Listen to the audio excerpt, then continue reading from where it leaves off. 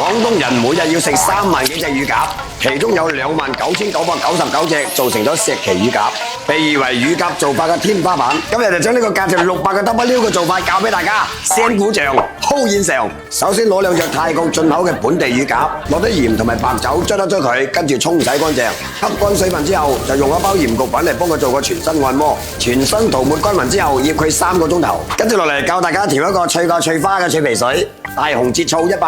麥芽糖100克，再俾少少溫水稀釋下，攪勻佢。再另外調1份脆皮漿，2個雞蛋清，再落20克生粉，攪勻佢就 OK 噶啦。準備好呢2樣嘢之後呢，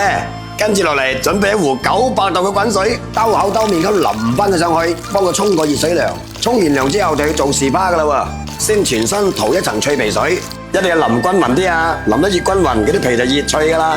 然之後攞出陽台風乾2個鐘，風乾之後呢個時間同佢上一層脆皮漿，上咗呢個脆皮漿之後呢，炸出嚟嘅乳鴿嗰啲皮啊，脆過18歲啊！風乾之後就開始炸嘅啦喎，先用100度嘅油溫慢慢炸，乳鴿炸熟炸透之後，就將啲油溫升高到250度，